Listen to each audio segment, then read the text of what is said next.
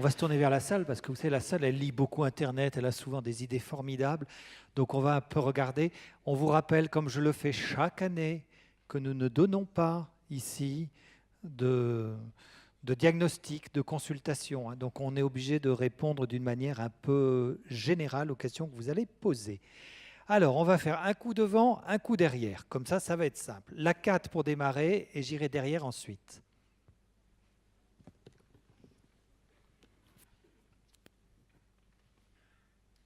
Bonjour. Bonjour.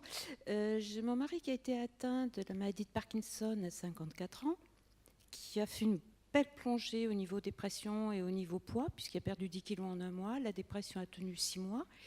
Et au bout de 6 mois, il a recommencé à travailler à mi-temps et maintenant il travaille à temps complet.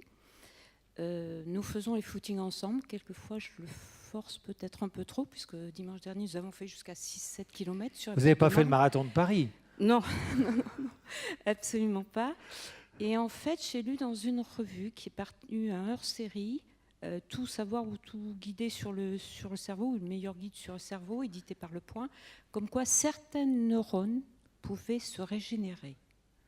Il est suivi depuis plus d'1 an par un médecin chinois en parallèle des neurologues pour de l'acupuncture, pour les rééquilibrages au niveau des énergies, ce qui est un bon complément parallèle. Et j'avais l'optimisme de croire que certaines neurones pourraient se reconstituer. Est-ce que pour vous, ça vous semble ubuesque ou est-ce que on peut penser qu'avec une alimentation correcte, une hygiène de vie, tout ce qu'il faut, un peu de sport, en sachant que pour aller travailler, il fait 40 minutes à pied 3 fois par semaine, puisque les 2 autres jours sont du télétravail.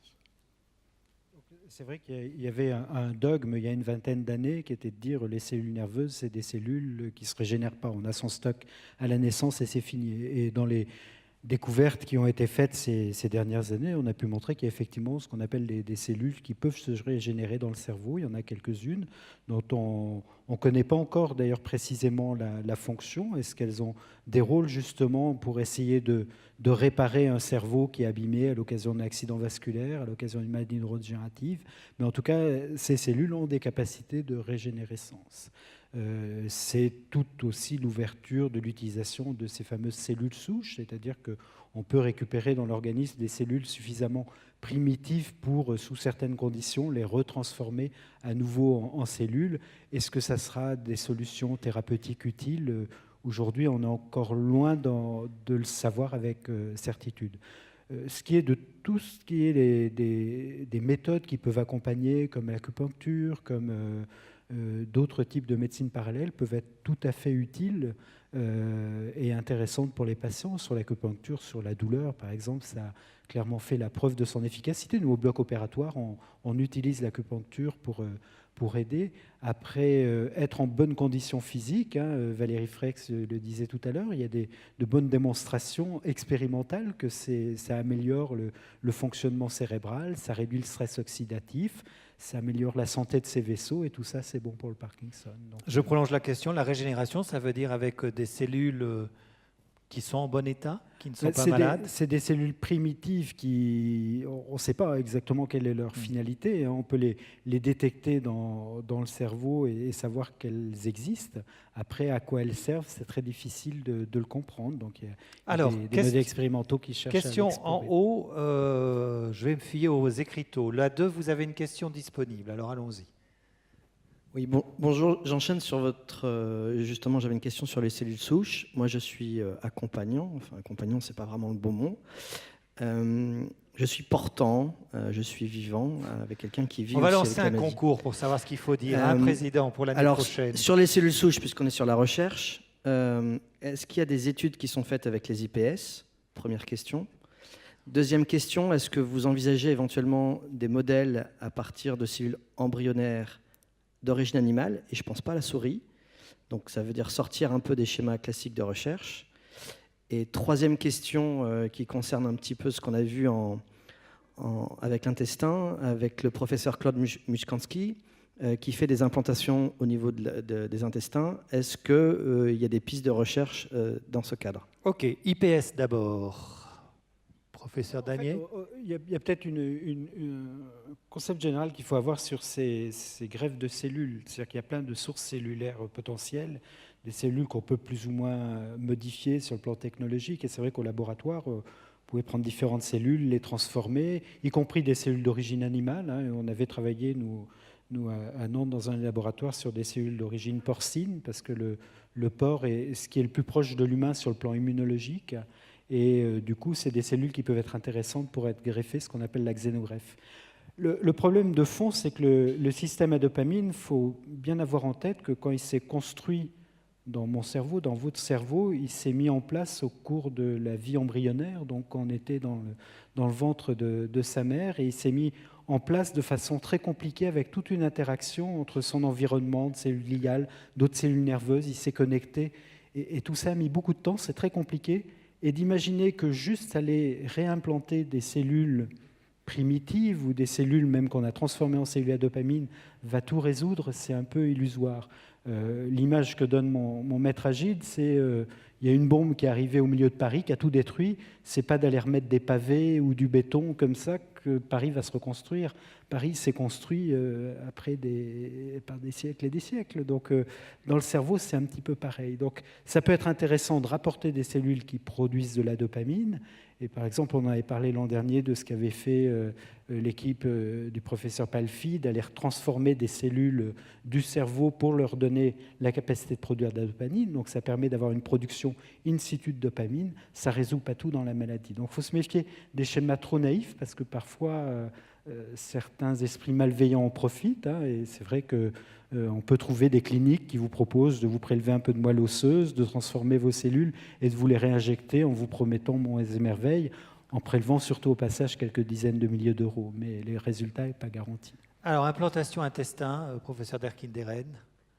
Pour l'intestin, oui.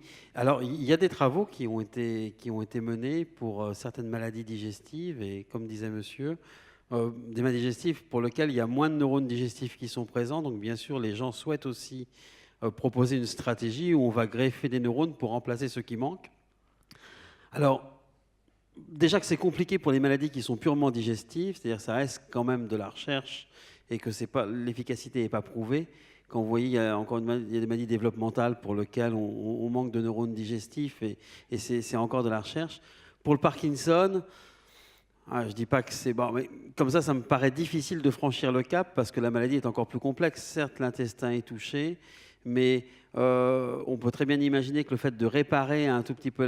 Et puis dans l'intestin, on pense qu'il n'y a pas de perte de neurones, pour tout vous dire non plus. Donc j'ai du mal à imaginer que ce type de stratégie puisse être prometteuse dans les années qui viennent, quoi, en tout cas. Mais peut-être que... mais vous voyez, sur le concept, ça me paraît quand même vraiment... La maladie me paraît trop large.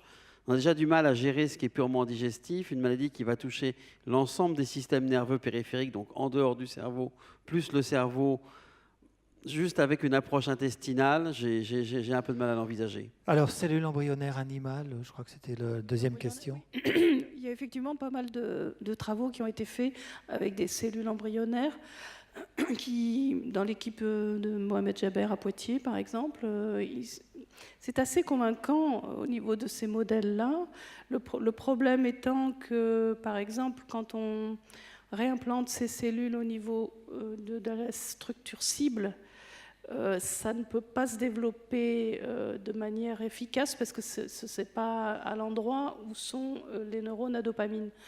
Et quand on les réimplante au niveau où il y a la dopamine, il faut qu'ils émettent des prolongements suffisamment longs pour arriver à la structure de projection. Donc ça pose un certain nombre de problèmes. Ça marche relativement bien au niveau des modèles animaux. Au niveau chez l'homme, ça a été un petit peu abandonné, en tout cas les cellules embryonnaires, aussi pour des questions éthiques, évidemment, pour prélever des cellules chez les embryons. Et l'autre petite question qui se pose aussi, c'est que la maladie est présente et chez des gens qui ont été greffés avec donc des cellules fœtales et puis qui, après 10-15 ans de maladie, sont décédés où on a pu analyser leur cerveau, et bien les cellules greffées, qui étaient des cellules issues de fœtus, avaient des signes de maladie de Parkinson, c'est-à-dire qu'on retrouvait des agrégats anormaux d'alpha-synucléine. Donc en plus, on n'est même pas sûr que les cellules restent en bonne santé à l'intérieur du cerveau quand on les greffe. Donc il y a encore plein de questions qui se posent. C'est des pistes de recherche importantes et intéressantes, il ne faut pas les abandonner, mais il ne faut pas non plus penser que tout de suite ça va être la solution parce qu'on est sur des maladies terriblement complexes. Alors, on remonte. Je vais les prendre dans l'ordre, ça va être plus simple. Je vais faire 1, 2, 3, 4, comme ça, je ne me ferai pas engueuler de ne pas avoir choisi les bons. Allez, là, un, rapide. Hein. Oui, rapide. C'est pour savoir où en est le protocole de l'essai de médicaments sur le problème des vidanges gastriques. On peut répondre avec Philippe, puisqu'on a mis la prise. Ils sont en train de faire la mise en place. Voilà, on fait la mise en place avec M. Damier mardi prochain. On a une voilà. réunion, donc, oui, ça c'est du concret. Allez, la 2. Mais ça y est, oui, quelque chose qui devrait être un petit plus, hein, M. Gestin, vous voyez ce que je veux dire. Ce sera pas, mais on pense que ça peut être un plus chez les gens qui ont des troubles digestifs majeurs dans le cadre de la maladie. Donc, question numéro 2. Ma question est en rapport avec le microbiote. Est-ce qu'il y a eu des études pour comparer les microbiotes de personnes saines et de personnes malades de Parkinson? Et est-ce que le fait que des neurones des intestins soient affectés avec une synucléine de conformation impropre, est-ce que ça pourrait être une porte d'entrée de la maladie? Je réponds. C'est une question sans commentaire. Très bien. Sur le microbiote, Est-ce qu'on a comparé Oui, on a comparé. On a comparé, mais il faut savoir que c'est très préliminaire. Il y a 2 études qui sont disponibles, une faite par une équipe de Chicago, l'autre faite par une équipe finlandaise. C'est des Finlandais qui ont publié en premier. Et les données sont un peu contradictoires, pour tout vous dire. Il y a des petites différences, mais qui ne sont pas majeures et qui ne sont pas reproductibles entre les 2 équipes. Donc ça pose déjà problème. Excusez-moi. C'est probablement quelque chose de très compliqué à comparer, parce qu'il faut probablement passer beaucoup de patients en revue, premier point. Et il y a un rôle probablement confondant très important des médicaments. Les témoins dont le microbiote va être analysé vont généralement prendre peu ou pas de traitement. Alors, ils peuvent, si on veut les apparier, ils peuvent être constipés et prendre des médicaments contre la constipation. Mais comme vous le savez, dans la maladie, il y a un nombre de produits qui sont pris pour améliorer la transmission au niveau de la dopamine. Et ces produits, il est pas du tout impossible qui jouent un rôle important sur la composition de nos bactéries intestinales. Donc ça, c'est quelque chose qui rend les choses complexes. Donc il y a besoin de faire plus d'études. Il y a des résultats préliminaires qui ne sont pas inintéressants, mais qui sont vraiment trop préliminaires. Et pour tout vous dire, il y a une 3e étude qui est, enfin je ne vais peut-être pas le dire par rapport à ça, ça ne change pas grand-chose, qui n'est pas encore publiée, mais qui va l'être, qui montre que finalement, il n'y a pas de différence majeure, en tout cas une étude anglaise complémentaire. Donc c'est trop tôt pour dire s'il y a vraiment des différences. Et comme ça, probablement qu'il faudra passer beaucoup de... Bon, il y a du boulot, en tout cas, pour montrer qu'il y a réellement une différence. Deuxième partie de la question, est-ce que finalement l'intestin pourrait être la porte d'entrée de la maladie? Alors, c'est proposé. Il y a autant d'arguments contre que pour tout vous dire, voire même un peu plus pour que contre. En fait, ce qu'on imagine, après, il y a 2 scénarios pour imaginer qu'il y ait l'intestin et le cerveau qui soient touchés. Le premier, c'est que ça passe par l'intestin et que ça gagne le cerveau par une petite communication que l'on a entre notre intestin et le cerveau. C'est ce qui est proposé habituellement. Mais ce qui est peut-être plus probable, c'est que les neurones de l'intestin aient la même sensibilité à la maladie que les neurones du système nerveux et qui vont finalement s'abîmer et se dégénérer en même temps, en tout cas. Et si on prend les arguments, il y a peut-être même un peu plus d'arguments pour penser que c'est le scénario numéro 2 qui est juste par rapport au scénario numéro 1. Question numéro 3. Allez-y. Bonjour. Bonjour. Vous m'entendez? Oui. Oui, moi aussi je m'entends. Alors, quand je me suis découvert cette putain de maladie de Parkinson en 2012, j'étais soulagée. Soulagée, c'est parce que je me suis dit, chic, c'est pas Alzheimer. Alors là, évidemment, avec ma fille, on a cherché tout ça. Donc, j'ai vu un neurologue qui me suit, un neurologue de Mondor à Créteil. Mais en parallèle, j'ai testé l'acupuncture, comme disait madame, avec un acupuncteur chinois, un médecin chinois, et c'est prodigieux. La deuxième séance, j'avais l'impression de voler. Mais j'assiste bien à un praticien de médecine traditionnelle chinoise. Et vous prenez en parallèle les médicaments prescrits Je par le prends neurologue? de la dopamine, oui, Modopa. D'accord. Donc votre question, c'est plutôt Alors, un témoignage pour dire que ma question, c'est l'acupuncture... d'aller au-delà. C'est-à-dire, je prends soin de mes intestins avec un naturopathe. Je prends des gélules de perméabilité zéolite. Je n'ai aucun problème de ce côté-là. Et j'ai trouvé aussi un médecin qui fait des chélations, c'est-à-dire des perfusions pour éliminer les métaux lourds, parce que j'ai trop de fer et trop de plomb. Donc votre question, c'est est-ce que quand on mélange tout ça, avez-vous entendu ça a des bons parler résultats? de la chélation par le DTA? Alors le DTA, c'est... Attendez, il réfléchit, ne vous inquiétez pas. L'approche par la chélation, c'est l'approche que développent nos collègues lillois, en fait, hein, donc pour détoxifier le fer. Voilà. Ce qui est toujours très difficile, c'est que sur le plan expérimental, pour démontrer quelque chose, on ne peut jouer que sur un facteur. Et après, effectivement, il faut tester des cocktails de facteurs. Je crois que ce qui est important, c'est de voir, il y a des choses qui aident au bien-être en général, et sur l'acupuncture, sur des approches plus globales du patient que la médecine allopathique classique. Tout ça peut être très utile, est un bon ensemble. Donc, il ne faut pas le rejeter à tout prix. Après, dans ce qui est pris en charge, c'est ce qui a démontré son efficacité. Et là, il y a quelques médicaments, quelques traitements chirurgicaux. Enfin, la dernière Ça fois peut, que j'ai vu mon neurologue, il m'a dit que j'étais stabilisée. Très bien. Très bien. Bon, bah, écoutez, on va prendre la question numéro 4, voilà, en bas. Et après, je vais vous proposer quelque chose. Allez-y, monsieur. Oui, j'ai lu récemment un article de l'Université de Laval au Québec qui parlait d'une molécule appelée la cystamine, qui aurait des effets bénéfiques sur la maladie de Parkinson, du moins sur les rongeurs pour l'instant. Il semblerait que des souris parkinsoniennes aient retrouvé leur motricité normale. Est-ce que vous avez des infos là-dessus? Merci. Des molécules qui sont testées dans toute maladie neurodégénérative, il y en a énormément. Alors, c'est toujours difficile. Sur des modèles expérimentaux, beaucoup de choses ont été montrées. Dans la maladie de Parkinson, avec un potentiel neuroprotecteur démontré ou suggéré sur des modèles expérimentaux, plus d'une centaine ont été testés ces dernières années et hélas, jusqu'à présent, aucune n'a été positive. Donc voilà, même si on a un modèle expérimental qui est très bon, il n'est que partiellement prédictif de ce qui peut se passer dans un cerveau aussi complexe que le cerveau humain. Donc il faut toujours prendre avec beaucoup de prudence ces résultats expérimentaux, surtout quand vous êtes dans un laboratoire et que vous développez un produit.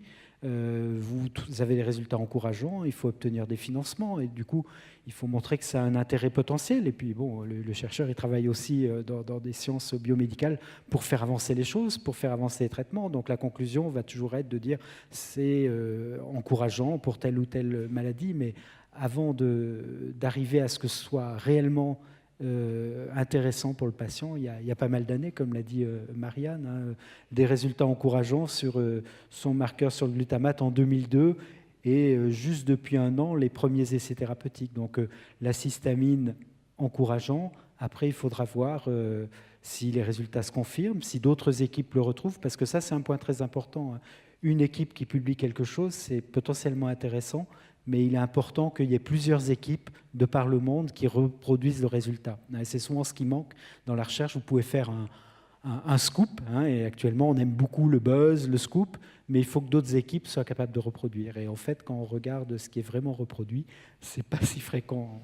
Alors, je vais vous proposer quelque chose, parce qu'il est 17h03, normalement on devait terminer à 17h, mais on va prendre 10 questions. On va faire ça, il y a quelque chose qui se passe en ce moment en France, ça s'appelle une thèse en 1 minute 30. Donc, c'est des chercheurs qui, en 1 minute 30, expliquent 4 années de travaux. Donc, eux, ils vont bosser, ils vont répondre en moins d'1 minute, et on pose 10 questions, vous êtes gentils, vos questions, vous les posez courtes, et à 17h15, j'arrête. Première question numéro 1, allons-y. Que pensez-vous Allez-y. Que pensez-vous des compléments alimentaires? Compléments alimentaires. Que pensez-vous des compléments alimentaires? Compléments Philippe alimentaires, Damier. ça peut être tout à fait intéressant. Il faut bien les doser, il faut que ce soit adapté à la personne, mais il n'y a pas d'a priori négatif. Question 2. Comment expliquez-vous, ça rejoint peut-être la question de la régénérescence des neurones, comment expliquez-vous que dans la maladie de Parkinson, on constate souvent qu'un clou chasse l'autre, c'est-à-dire un symptôme disparaît quand un autre apparaît? Je pense par exemple à la disparition des problèmes de sommeil, je pense à la disparition des tremblements, qui sont souvent là au début et qui disparaissent. Je pense à la disparition de la constipation, etc. Qu'est-ce qui fait que des symptômes disparaissent et sont remplacés par d'autres? Philippe Par moment, Damier. on peut avoir, avec certains traitements, l'efficacité sur un symptôme et puis pas sur un autre. Et puis la maladie, même quand on a posé le diagnostic, elle continue à évoluer. Elle existait déjà au moins 5 ans, probablement 10-15 ans avant les premiers symptômes. Et quand le diagnostic est posé, elle continue à évoluer. Donc il y a d'autres lésions qui apparaissent, d'autres symptômes. On corrige un temps avec le traitement.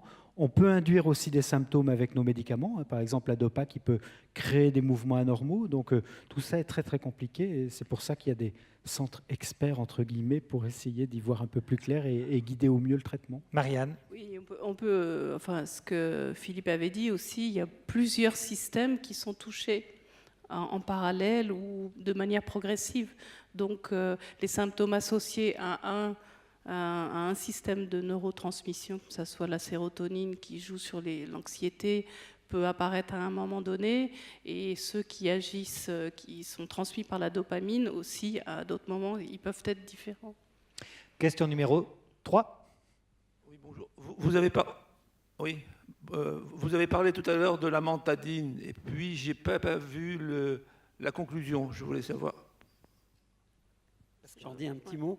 La mantadine, moi, je pense, mais Philippe aussi et Marianne aussi, c'est un produit très intéressant parce que justement, il a cette capacité peut-être de contourner la dopamine ou de la moduler, mais de la contourner aussi.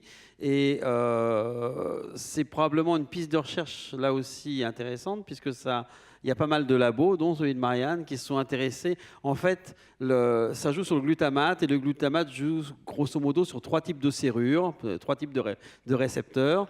Et on sait que la mantadine joue sur un type particulier, mais beaucoup de laboratoires, dont celui de Marianne, si je ne dis pas de bêtises, mais sont intéressés au type numéro 3 de serrure, et qui peut être encore une fois très très intéressant, en particulier pour corriger tout ce qui est mouvement anormaux involontaire dans le cadre de la maladie. Question numéro 4. Oui, juste une petite chose. Il y a 10-12 ans, avant d'avoir la maladie de Parkinson, mon mari avait une paresthésie. Et on se pose la question, est-ce qu'il pouvait y avoir une corrélation? Et la deuxième question, mais très futile... Non, vous ne m'aurez pas. Paresthésie. Non, mais elle est très marrante. Voilà, le point, S'il c'est répond court. Sur un individu, c'est toujours, on ne peut jamais conclure. Il peut y avoir des phénomènes, paresthésie, ça veut dire des fourmillements, des choses bizarres.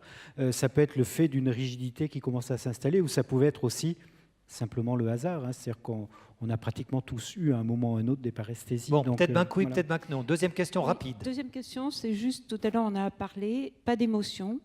Et quand on a les moments intimes, il y a le bras qui tremble.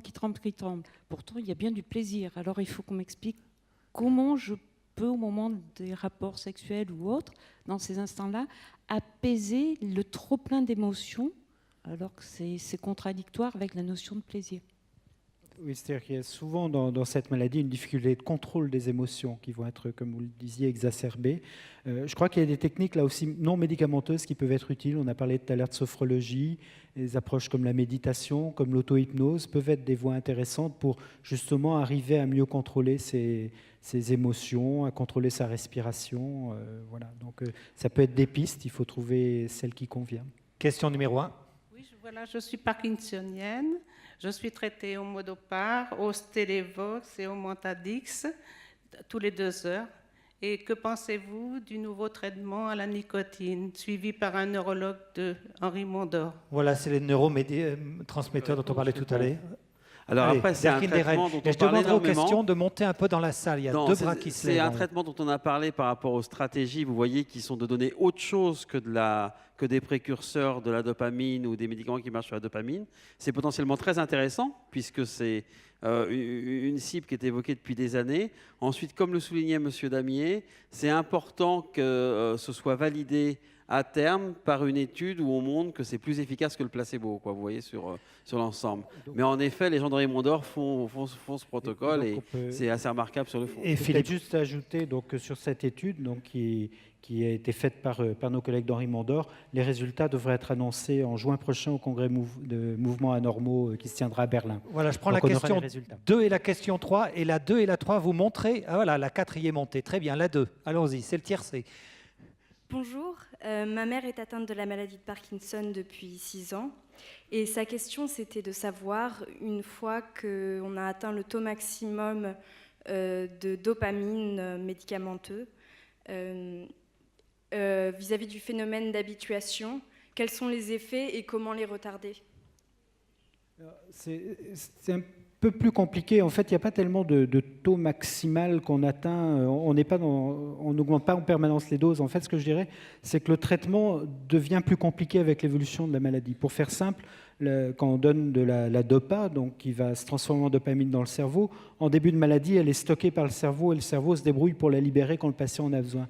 Puis plus la maladie va progresser, plus le cerveau va perdre cette capacité de stocker cette dopamine qui vient de l'extérieur et du coup la réponse va être anarchique. Donc souvent, ce n'est pas une augmentation de dose, c'est une augmentation de complexité du traitement. Alors après, on a pas mal de solutions, soit des traitements complémentaires, soit utiliser des traitements, on n'en a pas parlé, mais sous forme de pompes qui infusent les médicaments de façon continue, comme les pompes à apomorphine ou les pompes à duodopa. Dans certains cas, la neurostimulation cérébrale profonde. Donc il y a un certain nombre de solutions qui sont adaptées vraiment au cas par cas, parce que chaque cas pose des problèmes qui lui sont propres. Question 3.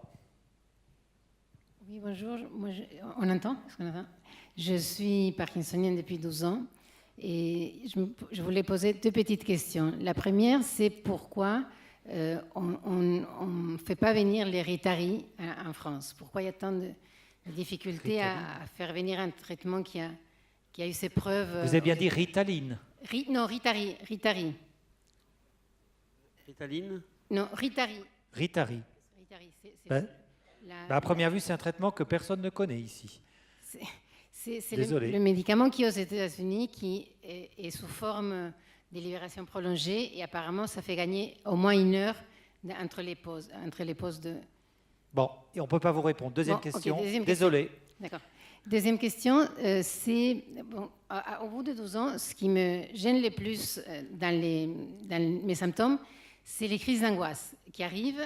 Alors, c'est là où je me perds. C'est-à-dire que je sens qu'elles arrivent en fin de dose, donc qu'elles sont dopaminergiques, et que moi, je m'angoisse secondairement parce que c'est angoissant d'avoir une crise d'angoisse, et qu'on n'arrive pas à trouver comment sortir. Alors, je ne sais pas si c'est avec la dopamine qui ne marche pas à ce moment-là. Les anxiolytiques ne marchent pas non plus parce qu'on arrive à un état d'accélération, de fréquence cardiaque importante. Et voilà, je trouve pas de d'accord. solution. Pascal Derkineren a pigé la question. Il vous amène une réponse, j'espère. Ce que vous décrivez, c'est quelque chose de finalement assez, je ne vais pas dire assez classique, mais il y a beaucoup de gens qui vivent la même chose que vous, avec des phénomènes qui peuvent être très particuliers, qu'on appelle en fin de dose, et qui ne sont pas que moteurs, qu'on appelle des fluctuations non motrices. Alors, dans ces cas-là, pour tout vous dire, il y a les stratégies, bien, bon, enfin, ce n'est pas de la consulte, mais l'idée, c'est d'essayer d'optimiser le plus possible votre traitement qui joue sur la dopamine, pour qu'il soit le plus régulier possible et de voir si ça permet de corriger ou de disparaître. Et si ça ne fonctionne pas, l'intérêt, c'est de proposer en complément des médicaments qui vont jouer justement sur d'autres molécules du système nerveux et d'autres neurotransmetteurs si besoin. Donc c'est peut-être en 2 étapes, quoi. Allez, on passe à la question 4. Oui, bonjour. Je suis parkinsonienne depuis maintenant plus de 10 ans. Et je dois dire qu'on a parlé du Mentadix et de la Mentadine. Et que le Mentadix me réussit à moi personnellement beaucoup mieux que la Mentadine. Donc, et pourtant, on nous dit que c'est la même molécule. Et moi, je vois une énorme différence. Voilà, mais je crois que ce qu'on disait tout à l'heure, c'est-à-dire chacun réagit différemment à la même molécule ou à des molécules différentes. Il n'y a pas une réaction unique pour un médicament unique pour une maladie qui n'est pas unique d'ailleurs. Voilà, c'est-à-dire que s'il y avait un traitement qui marchait pour la maladie en général, il n'y aurait pas besoin de neurologue pour traiter des patients. Justement, toute la complexité, elle est là. C'est-à-dire que chaque patient a son traitement qui lui est propre. Et même un patient qui a un traitement qui marche à un moment, 5 ans après, le même traitement peut ne pas marcher. Parce que des fois, on a des patients qui nous disent « Mais pourquoi on ne revient pas au traitement que j'avais il y a 5 ans? Ça marchait bien. Mais il y a 5 ans, la maladie, elle avait 5 ans de moins. Et la personne, elle avait 5 ans de moins. » Donc il y a tout ça qui est à prendre en compte. Question 1. Je vous entends pas. On passe à la 2. Une petite question très rapide. Alors allez-y. C'est que un de mes frères m'a dit qu'il aurait entendu dire qu'il y avait une opération qui serait possible sans ouvrir la boîte crânienne. Est-ce que c'est vrai? Il y a des choses qui sont possibles sans ouvrir la boîte crânienne. Par exemple, à Marseille, ils ont beaucoup développé les techniques qu'on appelle de gamma knife, donc où on fait une radiothérapie extrêmement localisée pour détruire une structure cérébrale. Donc ça peut être appliqué dans certains cas de tremblements sévères pour viser le noyau subthalamique, qui est celui qu'on vise avec la neurostimulation. Nos techniques de repérage restent actuellement encore trop imprécises, même si elles sont précises au millimètre près, pour permettre d'aller détruire le noyau. Mais on peut envisager que dans les années qui viennent, soit des techniques qui se développent. Question 2, qui est la 10e. Allons-y. Oui, moi je voulais poser une question concernant le Zovirax. J'ai lu un article dans Le Parisien il y a une dizaine d'années, comme quoi ça pouvait entraîner la maladie de Parkinson. Et mon mari en a pris pendant de nombreuses années. Alors, je voulais savoir si c'était bien vrai. Comme ça, moi, ça ne me dit rien. Et sur le mécanisme d'action du produit, qui bloque une enzyme particulière pour la duplication de l'ADN. En fait, le produit est intéressant parce qu'il agit que sur de la replication d'ADN viral, entre guillemets, et il préserve normalement ce qui est présent chez l'homme. Donc, je suis un peu surpris. Qu'il soit promoteur de la maladie, c'est oui, ça la mais question. bon, ouais, comme ça me paraît surprenant. Mais bon, Après, ce qu'on peut rajouter, c'est que donc, même si on est sur une maladie, comme j'ai dit, qui démarre au moins 5 ans avant les premiers symptômes, et même probablement beaucoup plus, il n'est pas rare que la maladie se décompense et apparaisse de façon un peu brutale. C'est-à-dire qu'avant que la maladie apparaisse, il faut, pour que les premiers symptômes apparaissent, qu'il y ait une perte des cellules à dopamine de plus de 60-70%. Donc, ce qui veut dire qu'avant, le cerveau il fonctionne normalement avec déjà un manque énorme en dopamine. Donc, il y a des capacités de compensation qui sont importantes. Et on peut imaginer qu'à l'occasion d'un choc, qui soit physique, qui soit psychique, et une infection virale qui justifie d'un traitement par Zovirax peut être ce choc-là, ça puisse décompenser la maladie et la faire apparaître à ce moment-là. Donc on a des gens qui ont des débuts pseudo-brutaux de maladie de Parkinson. Mais en fait, la maladie est là, mais elle se décompense comme les débuts brutalement. après une opération, Philippe, par Comme exemple. après une Quelquefois, opération. je me suis fait remplacer une hanche, j'ai commencé à trembler après, mais la maladie était présente depuis des années, c'est le petit élément qui est venu en plus. Quoi. Allez, je fais bonne mesure, 10% en plus. Je prends la 11e question, qui est le numéro 3. Et on termine après. Est-ce qu'on peut penser que la maladie de Parkinson peut être héréditaire? Alors, elle l'est effectivement dans 1 cas sur 10, ou elle ne l'est pas dans 9 cas sur 10, parce que vous voyez, selon la manière dont je formule, ça ne vous donne pas la même impression. Donc, il y a des formes où la mutation dans un seul gène suffit à donner la maladie. Alors, dans ces formes-là, certaines peuvent être clairement héréditaires, c'est-à-dire passer d'une génération à l'autre. Mais dans la grande majorité des cas, c'est à la fois des gènes de prédisposition et des facteurs environnementaux qui sont en cause. Mais dans certains cas, il nous arrive de proposer des conseils génétiques pour aider les familles quand la maladie de Parkinson a une certaine hérédité. Merci, vous avez tenu le défi. 11 questions en 10 minutes.